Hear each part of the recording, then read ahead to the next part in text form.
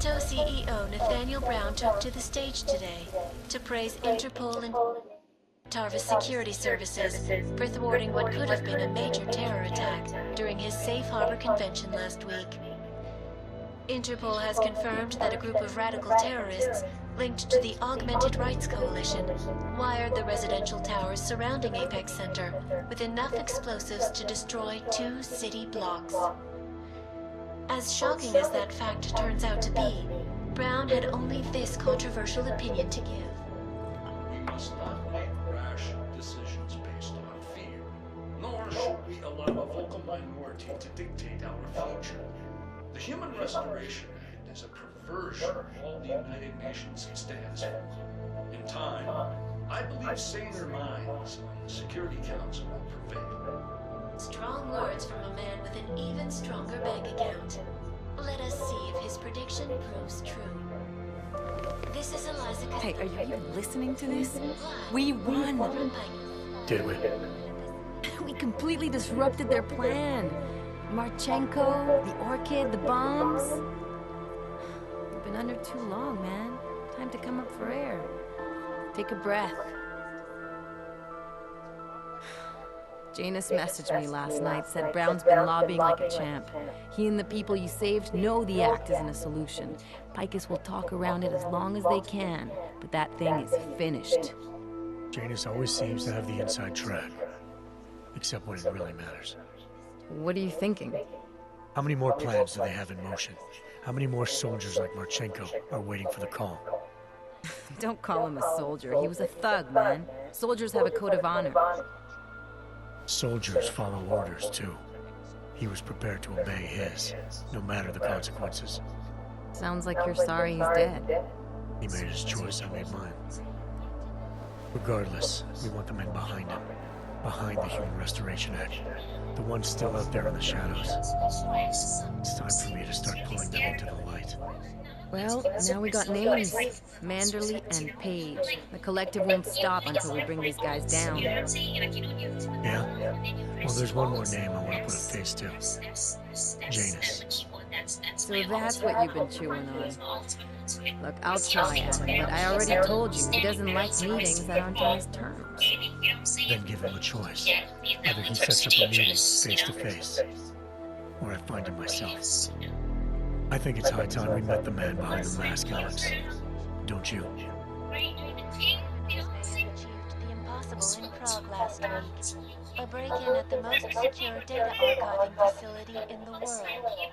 According to rumors circulating the internet, forensic computer experts were invited to examine the Palisade Property Bank's lava wall defenses after one of its account holders reported an unusual data retrieval delay. No word yet on which account holder filed the report, or what information, if any, was accessed. Palisade Bank Corporation owners released a statement earlier this evening, claiming that any rumors of a break-in at our highly secured facility are just that, rumors. Between you and me, folks, I think they doth protest too much. A coroner's report released in Prague today offers shocking new insight into the death of Dr. Talis Rucker, former leader of the Augmented Rights Coalition. Apparently, the primary cause of the doctor's death was the exceedingly high level of alcohol found in his system. No other toxins were present, nor were there signs of any suspicious activity. Sources close to Rucker tell me he had been struggling with alcoholism ever since becoming a public figure. I am sure I do not need to remind you folks that the organization he founded, the Augmented Rights Coalition, has been linked to last week's horrifying terror attack in London.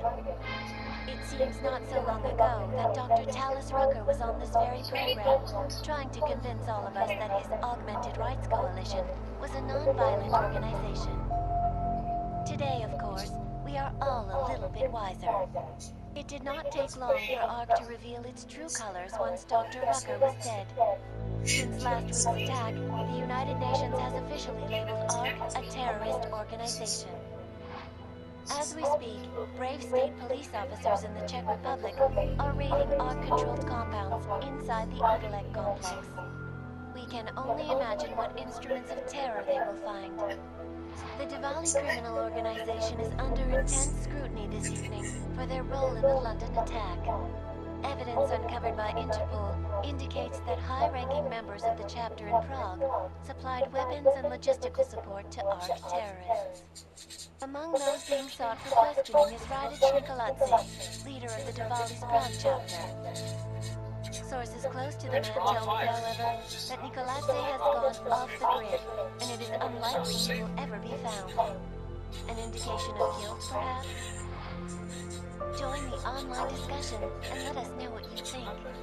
Turning our attention now to a more colorful story. A recent incident inside an illegal underground drug laboratory has led authorities to the heart of Prague's neon operation.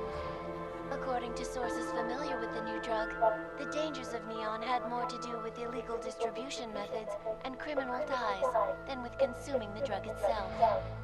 Make no mistake, folks, neon is illegal, and the dismantling of this laboratory is good news for everyone.